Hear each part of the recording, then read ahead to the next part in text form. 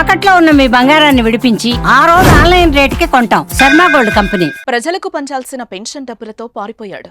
8,43,000 రూపాయలు తీసుకుని కనిపించకుండా పోయాడు. కట్ చేస్తే తానే స్వయంగా ఓ వీడియోను విడుదల చేసి తప్పైంది క్షమించండి అంటూ వేడుకుంటున్నాడు. డబ్బులతో పారిపోవడానికి గల కారణాలు భార్య పిల్లలతో కలిసి వివరించాడు. ఆ వీడియో ప్రస్తుతం వైరల్ అవుతోంది. ఇందుకే ఆ వీడియోలో ఏముంది, ఎందుకు డబ్బుతో పారిపోయాడు, మంత్రి లోకేష్ స్పందించి ఏం చెప్పారు?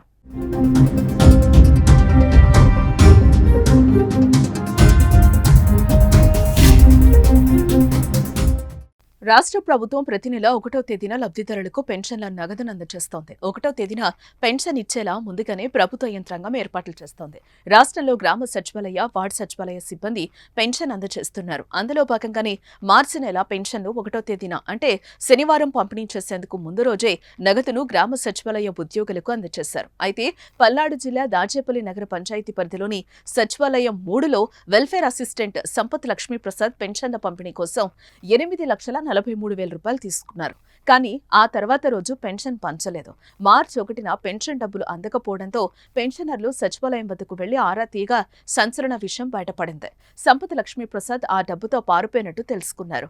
అధికారులకు సమాచారం ఇవ్వడంతో సదరు ఉద్యోగిపై పోలీసులకు ఫిర్యాదు చేశారు. దీంతో పెన్షన్ డబ్బులతో పరారైన సచివాలయ ఉద్యోగి కోసం పోలీసులు గాలింపు చర్యలు చేపట్టారు.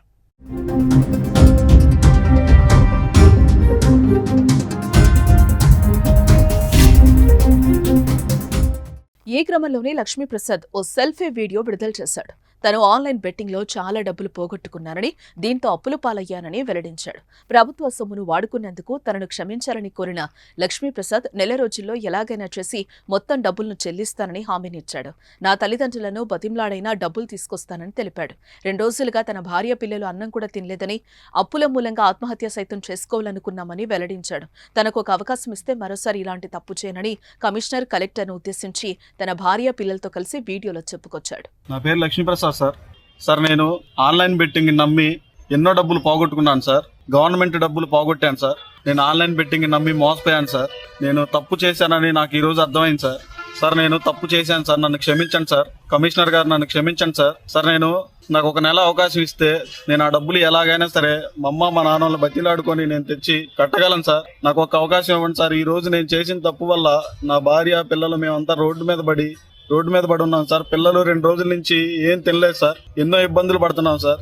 నాకు 1 నెల అవకాశం ఇప్పించండి సార్. నేను తప్పు తెలుసుకున్నాను సార్. ఈసారి మళ్ళా రిపీట్ చేయండి సార్. నాకు ఒక్క అవకాశం ఇవ్వండి సార్. కమిషనర్ గారు సార్, కలెక్టర్ సార్, ఒక్క అవకాశం ఇప్పించండి సార్ నాకు. సార్ నేను 1 నెల నాకు సమయం ఇస్తే నేను ఆ డబ్బులు మొత్తం రిటర్న్ చేస్తాను సార్. రెండోసారి జరగదు సార్ ఈ తప్పు. ఈ వీడియో సోషల్ మీడియాలో వైరల్ కావడంతో మంత్రి లోకేష్ స్పందించారు. మనుషులుగా మనం తప్పులు చేస్తూ ఉంటాం, కానీ వాటి నుంచి నేర్చుకోవడం చాలా ముఖ్యం. మీ కుటుంబానికి ప్రాధాన్యత ఇవ్వండి. జీవితాలను నాశనం చేసే బెట్టింగ్ యాప్స్ కు దూరంగా ఉండండి. మీ కుటుంబ భద్రతపై మేం బాధ్యతలు తీసుకుంటాం. ఇంటికి సురక్షితంగా రండి అంటూ రాసుకొచ్చారు. ఆన్లైన్ బెట్టింగ్ అలవాటు ఇలా ఉద్యోగం చేసేవారు కూడా తమ జీవితాన్ని నాశనం చేసుకుంటున్నారు. తమతో పాటు కుటుంబాన్ని కూడా కష్టాల ఊపిలోకి నెట్టేస్తున్నారు. సంపత్ లక్ష్మీప్రసాద్ కూడా బెట్టింగ్ లో అప్పులు పాలై ఇలా పెన్షన్ డబ్బులతో పారిపోయిన పరిస్థితి ఎదురైంది. సో యువత బెట్టింగ్ కు దూరంగా ఉండాలి. ఈజీ మనీ కోసం చావుతో పందెం కాయొద్దు.